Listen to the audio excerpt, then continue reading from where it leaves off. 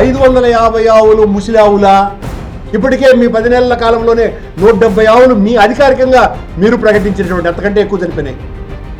ఎలా? దానికి సమాధానం చెప్పాలి కదా మీరు. అవేవి సమాధానాలు చెప్పకుండా పోలీసోళ్లతో మమ్మల్ని కట్టడి చేయటం.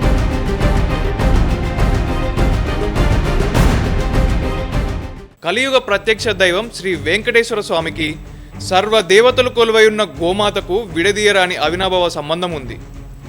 వేదాలలో మిక్కిలి ప్రాధాన్యం ఉన్న దేశవాళీ గోవుల సంరక్షణార్థం స్వామివారి కైంకర్యాల కోసం టీటీడీ శ్రీ వెంకటేశ్వర గో సంరక్షణశాలను ఏర్పాటు చేసుకుంది.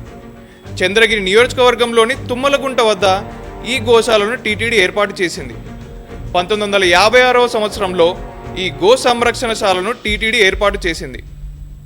శ్రీవారికి ప్రతిరోజు నిర్వహించే సుప్రభాత సేవలో తాజా వెన్నె, తోమాల సేవలో పాలు, ఇతర ప్రసాదాల్లో వినియోగించుకునే పాలను టీటీడీ ఈ గో సంరక్షణశాలలో ఉత్పత్తి చేస్తుంది. ప్రస్తుతం ప్రతిరోజుకు 700 లీటర్ల పాలను ఉత్పత్తి చేస్తున్నారు. దేశవాళీ గో జాతులను ఇక్కడ సంరక్షిస్తున్నారు.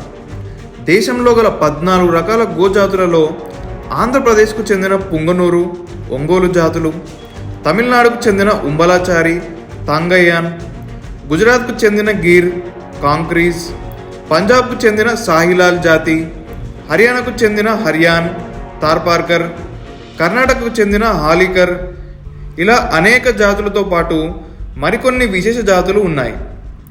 వాటికి కావలసిన పోషకాలు మెండుగా ఉండేలా పచ్చగడ్డి, ఇతర మొక్కలతో కలిసిన మేతను వేస్తారు. పశు వైద్య నిపుణులు సూచించే సైంటిఫిక్ ఆహారాన్నే వీటికి అందిస్తారు. వయసు, వాటి ఎత్తును బట్టి ఎంత మేరకు ఆహారం అవసరమో అంత మేరకు ఇస్తుంటారు.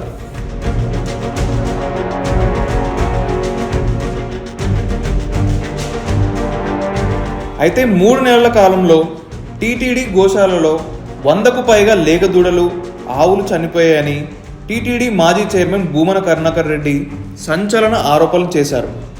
తన విమర్శలను బలపరుస్తూ ఫోటోలు, వీడియోలు సైతం విడుదల చేశారు.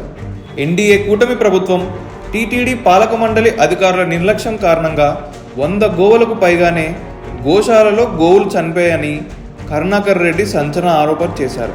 తాను చేసిన వ్యాఖ్యలు అక్షర సత్యమని, నేను అబద్ధాలు చెప్పి ఉంటే ఎలాంటి చర్యలు తీసుకున్నా తాను సిద్ధమని ప్రకటన చేశారు. మీ పాలనలో వారు ఎగ్జిక్యూటివ్ ఆఫీసర్ గత ఏప్రిల్ నెల నుంచి మార్చి వరకు 191 ఆవులు చనిపోయినాయని గోశాల ఫామ్ మేనేజర్ చేత చెప్పించినారు. ఇంతకంటే ఎక్కువ చనిపోయినాయి అన్నది ఇప్పటికీ కూడా మా వాదన. మీరు అఫీషియల్గా రిలీజ్ చేసింది 191. చినికి చినికి గాలివానగా మారిన గోశాల అంశం పొలిటికల్ టర్న్ తీసుకుంది. ఈ అంశంపై టీటీడీ ఈవో శ్యామలరావు సైతం మీడియా సమావేశం ఏర్పాటు చేసి వివరణ ఇచ్చారు. 2021-2024 మధ్య కాలంలో టీటీడీ గోశాలలో జరిగిన అక్రమాలపై విజిలెన్స్ నైవేద్యాలను పవర్ పాయింట్ రూపంలో అందజేశారు.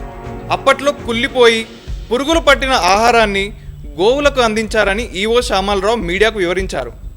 కాలం చెల్లిన మందులు పశువులకు వినియోగించినట్లు విజిలెన్స్ విచారణలో తేలిందని తెలిపారు. గత ప్రభుత్వ హయాంలోనే విజిలెన్స్ ఎంక్వైరీ వేసి చట్టపరమైన చర్యలు తీసుకోలేదని స్పష్టం చేశారు. ఇక ఈవో మీడియా సమావేశం అనంతరం గోశాల అంశం పూర్తిగా రాజకీయ రంగు పులుముకుంది. చనిపోయిన ఆవులన్నీ మీ హయాంలోనే జరిగిందంటూ విజిలెన్స్ రిపోర్ట్ ఆధారంగా ఎన్డీఏ కూటమి వైసీపీపై విమర్శలు చేసింది. 100 గోవులు చనిపోయాయని వైసీపీ నేతలు అసత్య ప్రచారం చేశారని, 3 నెలల కాలంలో 43 గోవులు మాత్రమే చనిపోయాయని స్పష్టం చేసింది. టీటీడీ గోశాలలో 1700 ఆవులు ఉంటాయి. వాటిలో ప్రతి నెల సుమారుగా 15 వరకు ఆవులు చనిపోతూ ఉంటాయి. అయితే ప్రతి నెల 15 వరకు ఆవులు అనారోగ్యంతో వయసు పెరిగి చనిపోతుంటాయని టీటీడీ వాదన. ఫేక్ ఫోటోలతో టీటీడీ ప్రతిష్ట దెబ్బతీసే విధంగా వైసీపీ కుట్రలు చేస్తుందని తీవ్ర స్థాయిలో ఆగ్రహం వ్యక్తం చేశారు ఎన్డీఏ కూటమి నాయకులు. ఇక భూమనపై కేసు నమోదు చేయాలని తిరుపతి జిల్లా ఎస్పీ హర్షవర్ధన్ రాజుకు ఫిర్యాదు చేశారు టీటీడీ బోర్డు సభ్యుడు భానుప్రకాష్ రెడ్డి. గోశాల అంశంతో పాటుగా భూమన కరుణాకర్ రెడ్డి, భానుప్రకాష్ రెడ్డిపై తీవ్ర స్థాయిలో విమర్శలు గుప్పించారు.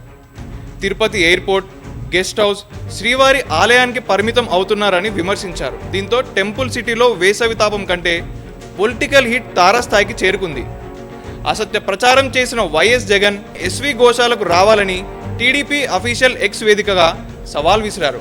గోశాలకు వచ్చి ప్రస్తుతం అక్కడ నెలకొన్న పరిస్థితిని నేరుగా చూడొచ్చంటూ తెలుగుదేశం పార్టీ ఎక్స్ వేదికగా సవాల్ విసిరారు. అయితే టీడీపీ సవాల్కు వైసీపీ నేత భూమన కరుణాకర్ రెడ్డి స్పందించారు. ఉదయం 10 గంటలకే గోశాలలో కలుద్దాం అంటూ ప్రకటన విడుదల చేశారు. టీడీపీ సవాల్ను వైసీపీ స్వీకరించడంతో తిరుపతిలో యుద్ధ వాతావరణం నెలకొంది. భూమనను ఓవైపు గోశాలకు వెళ్ళొచ్చంటూ గ్రీన్ సిగ్నల్ ఇస్తూనే వ్యక్తిగత సిబ్బందితో మాత్రమే గోశాలకు రావాలని పోలీసులు సూచించారు. కేవలం 5 అంటే 5 మంది మాత్రమే వెళ్లాలని పోలీసులు తెలిపారు. దీనికి అంగీకరించని భూమన ఇంటి వద్దనే ఉన్న రోడ్డుపై పడుకొని నిరసన వ్యక్తం చేశారు. మాజీ మంత్రి రోజా, మాజీ deputy CM Narayanaswamy, Tirupati MP Gurumurthy, MLC సుబ్రహ్మణ్యంతో సహా నిరసన కార్యక్రమం చేపట్టారు.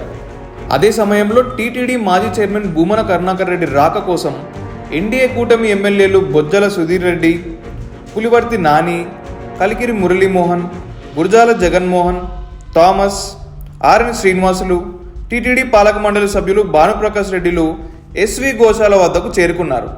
భూమన రాక కోసం వేచి చూశారు. గోశాలకు వచ్చి ఇక్కడ ఎలాంటి అక్రమాలు జరిగాయో రుజువు చేయాలని డిమాండ్ చేశారు. రుజువు చేసే పరిస్థితి లేదు కాబట్టే భూమన తోక ముడిచారని టీడీపీ హెక్స్ హ్యాండిల్లో పోస్ట్ చేయడం రాజకీయ వ్యాఖ్యలు మరింత ముదిరాయి. ఇంతలో ఎన్డీఏ కూటమి ఎమ్మెల్యేలంతా ఎస్వి గోశాలను సందర్శించాలని భూమనను కోరారు. చేసిన ఆరోపణలు గోశాలకు వచ్చి రుజువు చేయాలని డిమాండ్ చేశారు. పోలీసుల సూచనల మేరకు 5గురితో గోశాలకు రావాలని భూమనకు తెలిపారు. ఎమ్మెల్యేల పిలుపుతో గోశాలకు వస్తానని భూమన చెప్పారు. దీంతో తిరుపతి గోశాల వద్ద పోలీసులు భారీగా మోహరించారు. భూమన కరుణాకర్ రెడ్డిని ఇంటి వద్దనే పోలీసులు కట్టడి చేశారని, పోలీసుల తీరుపై భూమన అభినయ్ రెడ్డి తీవ్ర ఆగ్రహం వ్యక్తం చేశారు. పోలీసుల కళ్ళుగప్పి గోశాల వద్దకు చేరుకొని తనను లోపలకు పంపాలని డిమాండ్ చేశారు. గోశాలకు అనుమతిస్తామంటారు కానీ ఇంటి వద్ద పోలీసులతో అడ్డుకుంటారని ఆయన మండిపడ్డారు. అయితే భూమన అభినయ్ రెడ్డిని అరెస్టు చేసి తిరుపతి ఎంపీ గురుమూర్తిని మాత్రమే ఆ గోశాలకు అనుమతించారు పోలీసులు. కూటమి ఎమ్మెల్యేలతో కొంతసేపు వాగ్వాదానికి దిగిన ఎంపీ గురుమూర్తి గోశాల నుంచి వెనుదిరిగి వెళ్ళిపోయారు.